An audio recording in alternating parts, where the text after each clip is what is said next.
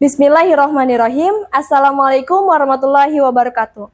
Alhamdulillahirabbil alamin wassalatu wassalamu ala asrofil anbiya wal mursalin wa ala alihi wasahbihi ajmain. Amma ba'du. Anak-anak soleh dan soleha yang dirahmati oleh Allah, kembali lagi di acara Tajil, tempat kajian Islam Kang Raksan. Kali ini anak-anak akan belajar bersama Ibu Cindy mengenai pentingnya berbagi ilmu. Apakah anak-anak tahu bahwa menyampaikan suatu informasi atau ilmu baru kepada orang lain itu merupakan bentuk kewajiban bagi setiap umat muslim? Rasulullah SAW bersabda, hendaklah setiap orang di antara kalian menyampaikan darinya ilmu sekalipun hanya satu ayat. Hadis riwayat Bukhari.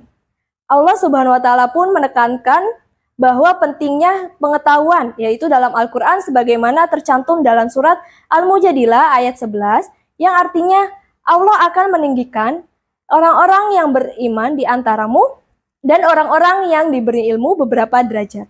Dari hadis dan ayat Al-Quran tadi dijelaskan bahwa kita berkeharusan untuk membagikan ilmu yang kita miliki meski ilmu itu hanya satu kalimat.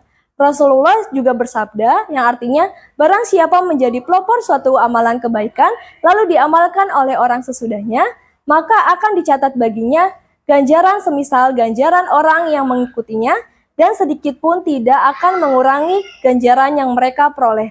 Sebaliknya, barang siapa menjadi pelopor suatu amalan kejelekan lalu diamalkan oleh orang sesudahnya, maka akan dicatat baginya semisal dosa orang yang mengikutinya, tanpa mengurangi dosanya sedikit pun. Hadis riwayat Muslim. Nah, terdapat dua macam bentuk pengajaran ilmu yang bisa anak-anak berikan, yaitu yang pertama dalam bentuk lisan, seperti memberikan nasihat kepada teman yang melakukan perilaku yang kurang baik, lalu bisa mengajarkan teman jika ada yang belum ia pahami, ataupun memberitahu bagaimana cara mengerjakan suatu hal atau suatu ilmu yang kalian kuasai, seperti mengajarkan menggambar, menulis, berhitung, mengaji, dan sebagainya. Nah, yang bentuk kedua yaitu dengan perbuatan atau tingkah laku, yaitu dengan menjadi qudwah hasanah atau yang memberi contoh kebaikan.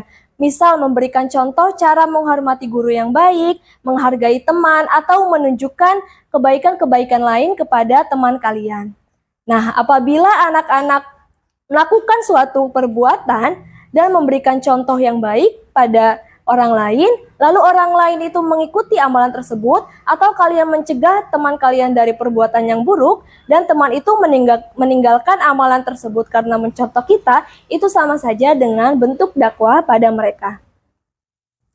Nah, namun dalam membagikan ilmu yang kita miliki, kita harus tetap memperhatikan kebenaran dari ilmu tersebut sebelum dibagikan kepada orang lain. Karena ada ungkapan bahwa ketika ada orang yang bertanya mengenai suatu ilmu, lalu kita mengetahui ilmu tersebut, maka jawablah. Sebaliknya, jika ada orang lain yang bertanya namun kita tidak memiliki ilmu tersebut, maka jangan jawab sekenanya.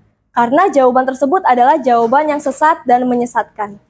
Nah, terdapat keutamaan bagi orang-orang yang membagikan ilmu kepada orang lain, yaitu yang pertama, ia akan mendapatkan pahala seperti pahala orang yang ia ajarkan.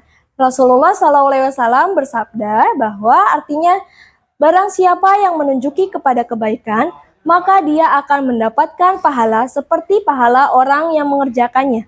Hadis riwayat Muslim. Kebaikan yang dimaksud dalam hal ini adalah kebaikan agama maupun kebaikan dunia. Berarti kebaikan yang dimaksudkan bukan hanya kebaikan agama saja. Lalu yang kedua, orang yang mengajarkan ilmu berarti telah melakukan amar ma'ruf nahi mungkar, yaitu demi baiknya tatanan masyarakat lewat saling menasihati. Hal ini dijelaskan dalam Al-Quran surat Ali Imran ayat 110 yang artinya, kamu adalah umat yang terbaik yang dilahirkan untuk manusia, menyuruh kepada yang ma'ruf dan mencegah dari yang mungkar. Nah, dari ayat tersebut dapat kita katakan bahwa ketika kita membagikan ilmu, maka kita termasuk menyuruh kepada kebaikan dan mencegah dari keburukan. Yang ketiga, termasuk bentuk saling tolong-menolong dalam kebaikan dan takwa, sehingga kita juga akan mendapatkan pahala yang besar. Yang keempat, akan membimbing dan mewujudkan kehidupan bahagia pada tiap individu dalam masyarakat dengan adanya adab dan hukum Islam yang tersebar.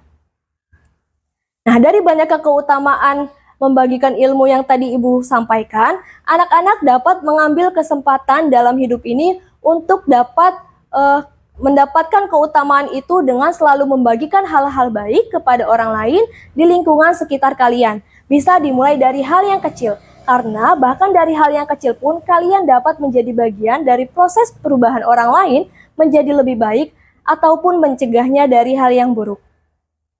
Nah, maka dari itu, mari kita gunakan kesempatan yang ada untuk selalu menebar kebaikan. Ibu harap setelah kalian menonton video ini, kalian bisa mulai menjadi agen kebaikan. Mungkin sekian yang bisa Ibu sampaikan. Semoga dapat bermanfaat bagi kalian semua. Akhirul kalam, billahi taufiq wal hidayah. Wassalamualaikum warahmatullahi wabarakatuh.